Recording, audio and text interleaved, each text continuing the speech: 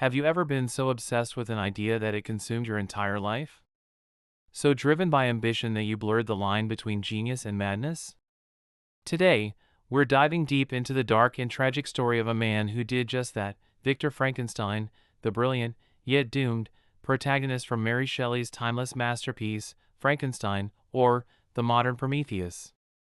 Forget the green-skinned, bolt-necked monster you see in old movies. The real story is far more chilling, a profound psychological horror that explores the terrifying consequences of unchecked ambition. Victor isn't a cackling mad scientist in a Gothic castle. He's a young, gifted student from a loving family in Geneva, with a thirst for knowledge that knows no bounds.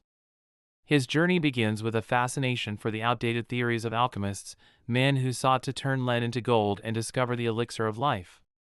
While his professors at the University of Ingolstadt dismiss these ideas as nonsense, they ignite a dangerous spark in Victor's mind. He becomes fixated on the ultimate scientific challenge, conquering death itself. What is the secret principle of life? Can he discover it? And more importantly, can he bestow it upon lifeless matter? This question becomes his obsession. He isolates himself, cutting ties with his family and his betrothed, Elizabeth. His health deteriorates, his mind consumed by a single, feverish goal. He prowls graveyards and charnel houses, collecting the raw materials for his grand experiment. He describes this period with a chilling intensity. I pursued nature to her hiding places. I dabbled among the unhallowed damps of the grave. He's no longer just a student, he's a man playing God, driven by a prideful desire to create a new species that would bless him as its creator. And then, on a dreary November night, he succeeds. With a jolt of mysterious energy, his creation stirs. But the reality is a nightmare. The creature he has stitched together from beautiful parts is grotesque, horrifying. Its yellow eyes open, its watery skin barely concealing the muscles and arteries beneath. The dream of creation turns instantly to revulsion. Horrified by what he has done, Victor flees, abandoning his creation in his apartment. This single act of cowardice, this failure to take responsibility, is the pivotal moment that seals his fate and unleashes a wave of suffering. He falls into a severe nervous fever, nursed back to health by his dear friend, Henry Clerval, completely oblivious to what his abandoned child is enduring. The creature, left alone in a world that fears and despises it, learns about humanity from the shadows. He observes a loving family, learns to speak, to read, and to feel complex emotions like love and loneliness. But every attempt he makes to connect is met with violence and terror. He is an outcast, a monster not by nature, but by the cruelty and prejudice of society, and most of all, by the abandonment of his creator. Tragedy strikes when Victor receives a letter. His youngest brother, William, has been murdered. Returning to Geneva, Victor sees his monstrous creation lurking in the woods and knows instantly who is responsible. But he remains silent. He allows an innocent girl, Justine Moritz, to be accused and executed for the crime, paralyzed by the fear that no one would believe his monstrous tale. His silence and guilt begin to eat him alive. He is now tormented not just by his creation, but by his own moral failings. Seeking solace in the mountains, Victor comes face to face with his creation. The encounter is electric. The creature, now articulate and intelligent, confronts Victor not with mindless rage, but with a heart-wrenching plea for companionship. He tells the story of his suffering, his loneliness, and his descent into vengeance. I was benevolent and good, he explains, misery made me a fiend. He makes a demand. Victor must create a female companion for him, a mate to share his exile. If Victor agrees, the creature promises to disappear with his partner into the wilds of South America, never to trouble mankind again. Torn between his lingering guilt and his fear of creating another monster, Victor reluctantly agrees.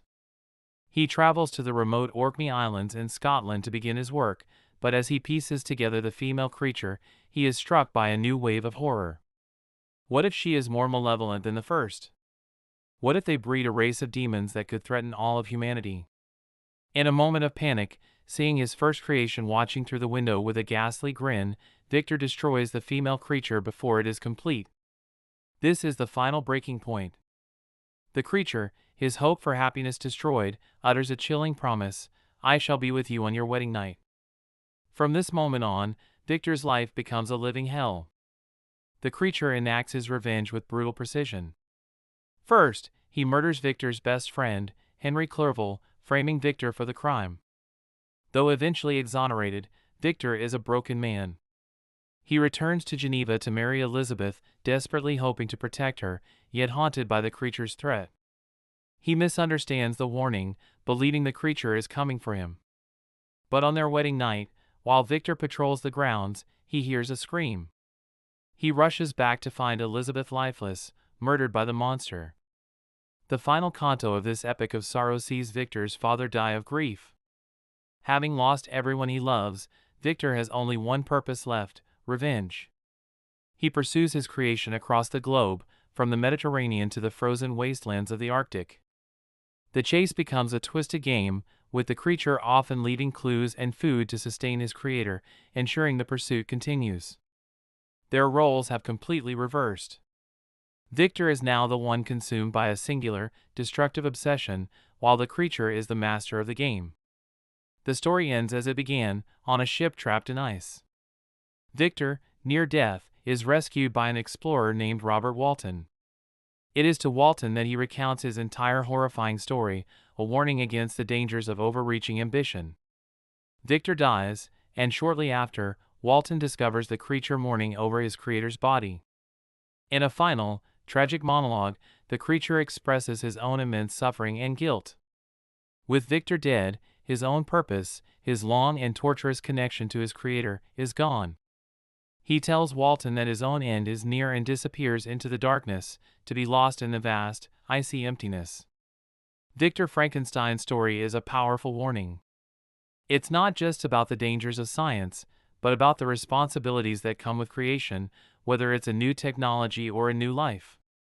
Victor's fatal flaw wasn't his ambition, but his failure to love, to nurture, and to take responsibility for the being he brought into the world. He saw only a monster, and in doing so, he created one. It's a timeless lesson about hubris, prejudice, and the devastating consequences of abandoning our own creations. Thank you so much for joining me on this journey into one of literature's darkest tales. If you enjoyed this deep dive, please hit that like button, subscribe for more stories, and let me know in the comments which literary character you'd like to explore next. See you in the next video.